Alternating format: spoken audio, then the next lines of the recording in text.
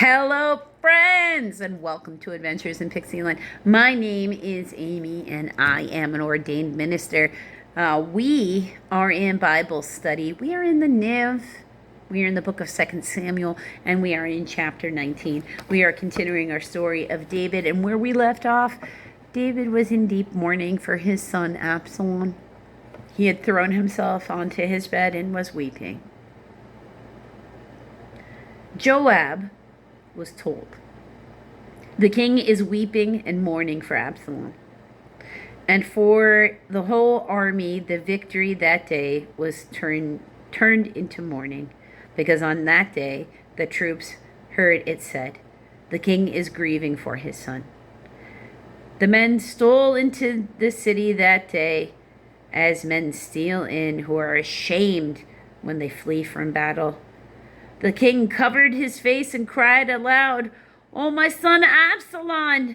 Oh, Absalom, my son, my son!" Then Joab went into the house to the king and said, "Today you have humiliated all your men who have just saved your life and the lives of your sons and daughters and the lives of your wives and concubines. You love those who hate you and hate those who love you. You have made it clear today that the commanders and their men mean nothing to you. I see that you would be pleased if Absalom were alive today and all of us were dead." Wow, he's taking it serious, right? Real personal. "Now go out and encourage your men. I swear by the Lord that if you don't go out, not a man will be left with you by nightfall. This will be worse for you than all the calamities that have come upon you from your youth until now." So the king got up and took his seat in the gateway. When the men were told, "The king is sitting in the gateway," they all came before him. So wow, that's a pretty strong arm, especially when one's talking to one's king. David returns to Jerusalem. Meanwhile, the Israelites had fled to their homes. Throughout the tribes of Israel, the people were all arguing with each other, saying, "The king delivered us from the hand of our enemies. He is the one who rescued us from the hand of the Philistines.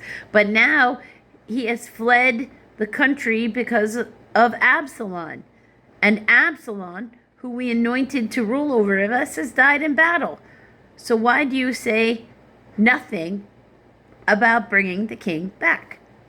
King David sent this message to Zadok and Abiathar the priests: "Ask the elders of Judah, why should you be the last to bring the king back to his palace, since what is being said throughout Israel has reached the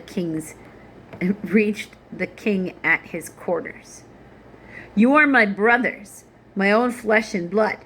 So why should you be the last to bring back the king?" And say to Amasa, "Are you not my own flesh and blood? May God deal with me, be it ever so severely, if from now on you are not the commander of my army in place of Joab." Wow. He won over the hearts of all the men of Judah as though they were one man. They sent word to the king, "Return, you and all your men." Then the king returned and went as far as the Jordan. Now the men of Judah had come to Gilgal to go out and meet the king and bring him across the Jordan. Shimei, son of Gera, the Benjaminite from Baharim, when he was cursing, hurried down with the men of Judah to meet King David. With him were 1,000 Benjaminites, along with Ziba, the steward of Saul's household, and his 15 sons and 20 servants. They rushed to the Jordan where the king was. They crossed at the ford to take the king's household over and to do whatever he wished, because they had made a problem. So now he's got to go kiss up, because watch who you mess with, you just don't know what the Lord's going to do. He loves to come at people who are uppity. Trust me. When Shimei, son of Gera, crossed the Jordan, he fell prostrate before the king and said to him, "My lord, may my lord not hold me guilty. Do not remember how your servant did wrong on the day my lord the king left Jerusalem.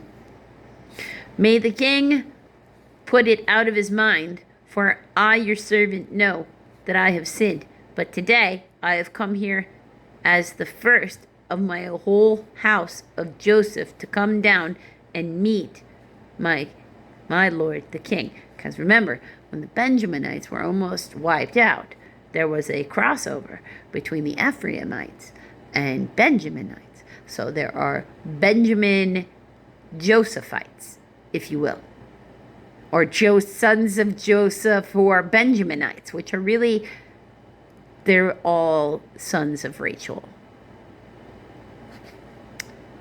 Then Abishai, son of Zeruiah, said, "Shouldn't Shimei be put to death for this? He cursed the Lord's anointed." David replied, what do you and I have in common, you sons of Zeruiah? This day you have become my adversaries. Should anyone be put to death in Israel today? Do I not know that today I am king over Israel? So the king said to Shimei, "You shall not die." And the king promised him on oath. Mephibosheth, Saul's grandson, also went down to meet the king. He had not taken care of his feet or trimmed his mustache or washed his clothes from the day the king left until the day he returned safely. When he came from Jerusalem to meet the king, the king asked him, "Why didn't you go with me?" Mephibosheth, really long name, Mephibosheth, he said, "My lord the king, since I, your servant, am lame, I said, I will have my donkey saddled and will ride on it so I can go with the king. But Ziba, my servant, betrayed me. He said, he has slandered your servant to my lord the king. My lord the king is like an angel of God, so do whatever pleases you. All my grandfather's descendants deserve nothing but death from the Lord, my lord the king. But you gave your servant a place among those who sat at your table. So what right do I have to make any more appeals to the king?" The king said to him, "Why say more? I order you and Ziba to divide the fields." Mephibosheth said to the king, "Let him take everything, now that my lord the king has arrived home safely."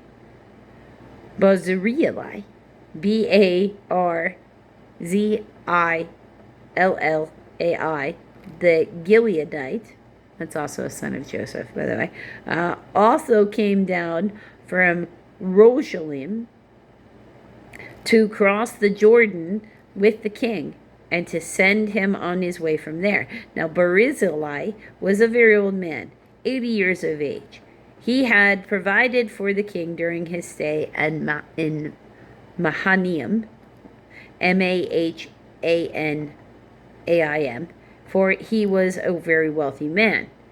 The king said to Barzillai, "Cross over with me and stay with me in Jerusalem, and I will provide for you." But Barzillai answered the king, "How many more years shall I live, that I should go up to Jerusalem with the king? I am now 80 years old. Can I tell the difference between what is good and what is not? Can your servant taste what he eats and drinks?